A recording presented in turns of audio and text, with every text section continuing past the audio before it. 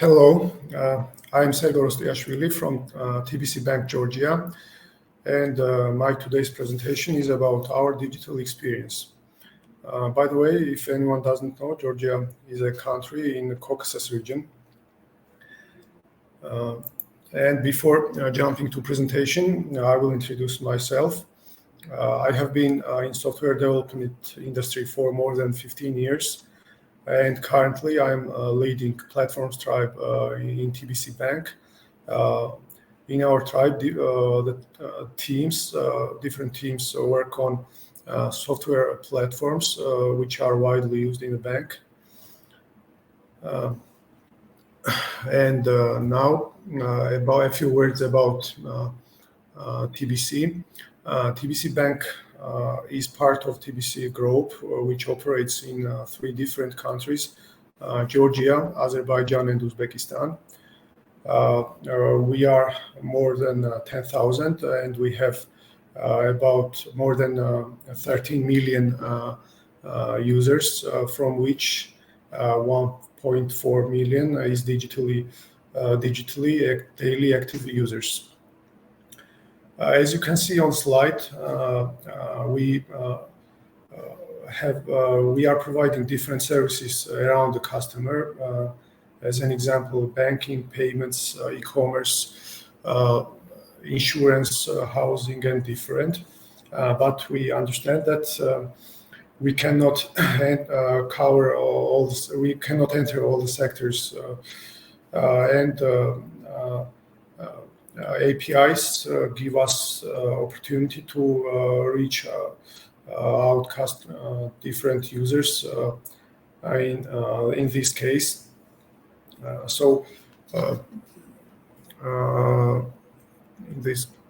Let's jump. Let's look at TBC's retrospective from physical to digital. TBC Bank was founded in 1992, and later in 2001, Internet Banking Services, first version of Internet Banking Services was launched. At this moment, we had three different channels for communication with customers: branch, I mean office, contact center, and digital. In case of digital, as an example, I mean Internet Banking Services. From the beginning, our goal was to provide as much services as possible to customers remotely, and currently our 98% of our transactional banking is digital. We launched in 2018 first fully digital bank in Georgia. Digital banks are called neobank, and I will use this term. This neobank we called a Space, and 2 years later, using this same platform, we launched another neobank in Uzbekistan. In case of neobanks, one difference is that we have only two channels for communication with customers. Only contact center and digital, but no branch.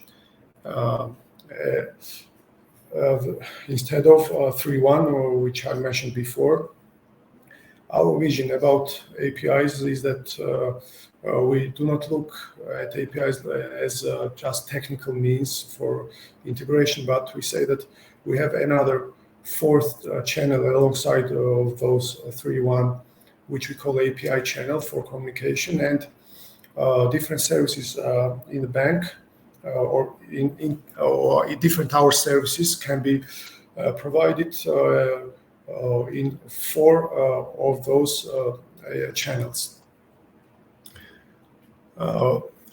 We had begun thinking about APIs long ago, but major steps were done in 2019 when we created a team, which we called Open API, and the only scope of this team was external APIs. At the beginning, they started learning about different best practices, collecting information from different communities, discussing ideas with stakeholders, and so on. And we began with small steps. We created API for exchange rates. Sometimes later, we discovered that this API became quite popular, was used on different third-party applications, and that gave us more confidence in this direction. Later, we added another API for sharing customers' transaction history. And this was a special experience for us because we had to comply with different regulatory compliance and security requirements. Meanwhile, in Georgia, our regulator began working on open banking regulation, and as this was in line with our vision and strategy, we were involved from the beginning in discussions. This regulation means that all the banks in Georgia have to publish different banking services to be available for third parties. And we were involved from the beginning with a goal to help with maximal openness of APIs. Currently, regulator still works on these regulations. Some APIs are already ready, and step by step, regulator adds different APIs. You can see on the slide our current APIs. As an example, we have e-commerce API, for QR payments, exchange rates, which I mentioned already, payment service. In this case, I mean transferring from one account to another account. Also, interesting one is identification and verification service. Use case for this service can be make simplify onboarding process of a user on third-party application, because the process for users is simple. They just enter their credentials, and that's all from user's perspective. Currently, we have over 3,000 partner companies, 1,500 developers, and over 20 million API requests per month. So before this moment, I spoke mainly about external APIs, but you may guess that we have a lot more internal APIs also. Major steps in direction of internal APIs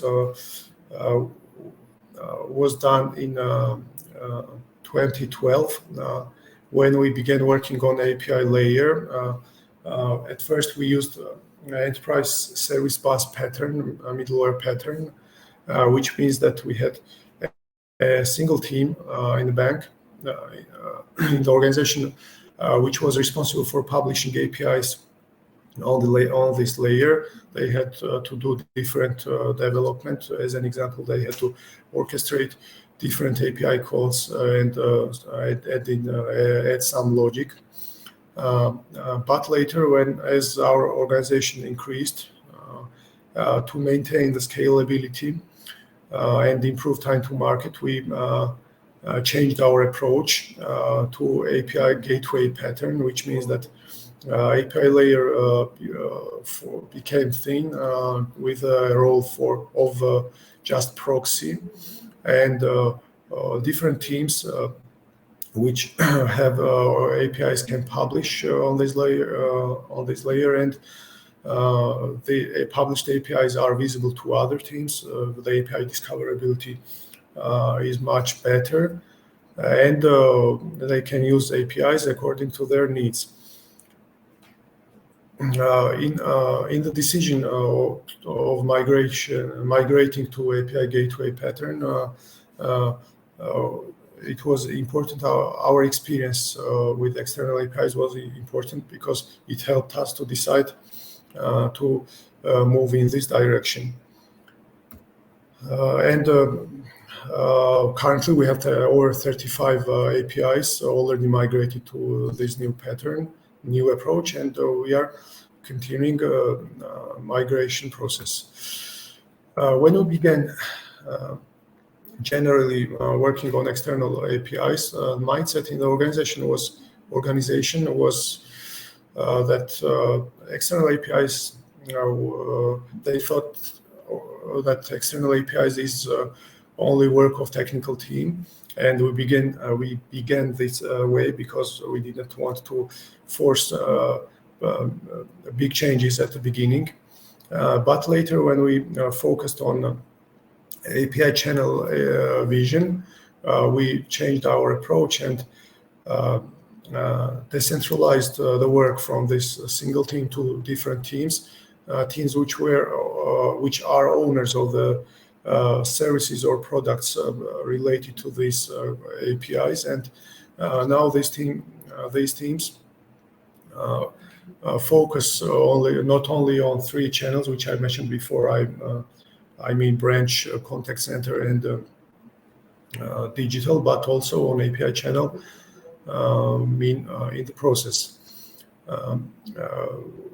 When we received different feedbacks from third-party developers, one of the important claims was that it was difficult to find answers on different questions, and that triggered us for creating a new role of developer relations, so-called DevRel. Later, we added developer portal where we have up-to-date documentation of these APIs. We have different code snippets and SDKs provided there.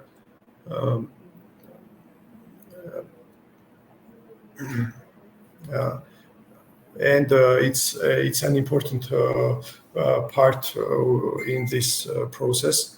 At the beginning of this year, we added a developer support position, and the only role of this position is to support third-party developers who are using our APIs.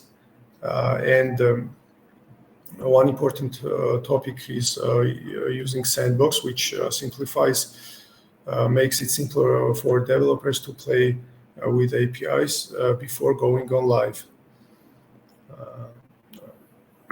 To finalize my presentation, and the key takeaways are: change the mindset, focus on business value, not just technical part with dealing with APIs. APIs make work much faster and effective, both inside the company and externally, and this helps us simplify users' lives.